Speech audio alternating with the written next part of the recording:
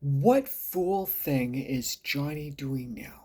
Well, here we go. Lee Hacklin, private investigator in Come On, Get Dead. Chapter 2. The story continues. Karen Kelly, Harry's wife, was in her 40s, blonde, and the makeup on her face was thick enough for finger painting. She just emerged from the elevator down the hall and entered my office with her daughter Annette, and a man I didn't know, but sure looked a lot like Harry. His brother was my best guess. Annette said, "I know I said this to you at the funeral, but thanks for not shooting Daddy. Don't mention it. You haven't met Uncle Wilson. He wasn't at the wedding. He was at home, drunk off my ass." Not safe for work. "You don't have to apologize for me, Annette."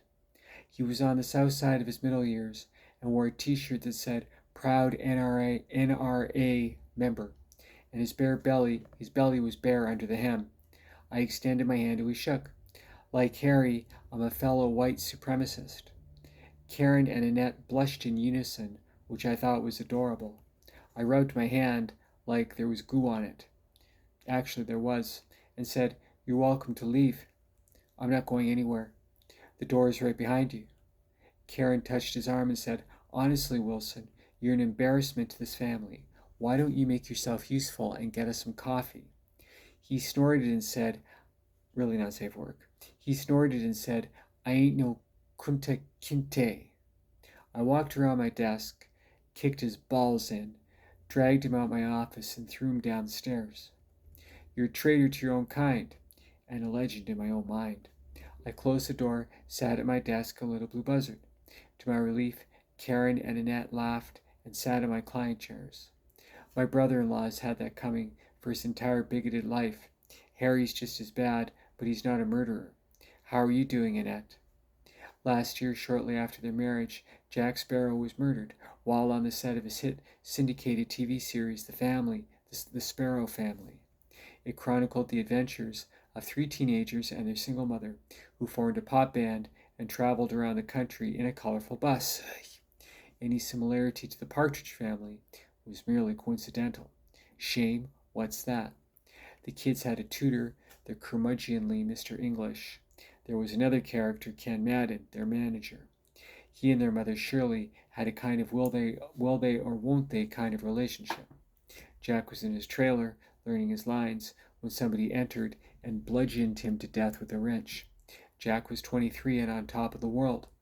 Our lives are not only fragile, they are at the mercy of evil men, even at the best of times. Annette wept and I handed her some tissue. "Thank you, Lee, it's been hard. I think about Jack every day. He was so unbelievably talented." "How's your father?" "Captain KKK, I wanted to say but didn't." How do you think? He's the most hated man in America. He's going to spend the rest of his life at Attica, in solitary. He's there permanently for his own protection, that's what the warden told us.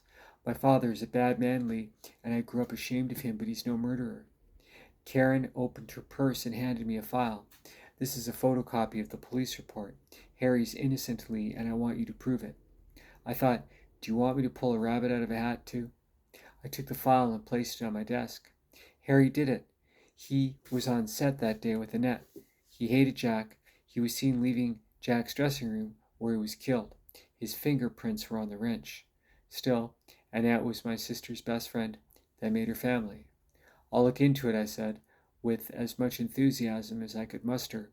This was going to be a colossal waste of time. Annette sniffed and said, "You think Daddy did it, don't you? Just like everybody else in the world." "Yeah, Annette, I do. I'm sorry. But I've been wrong before. I hope I'm wrong this time, for you and your mom." They said, "Me too," in unison and laughed. You are one lucky white supremacist, Harry. Happy Saturday. Thanks for watching this. Don't forget, God loves you. Cheers.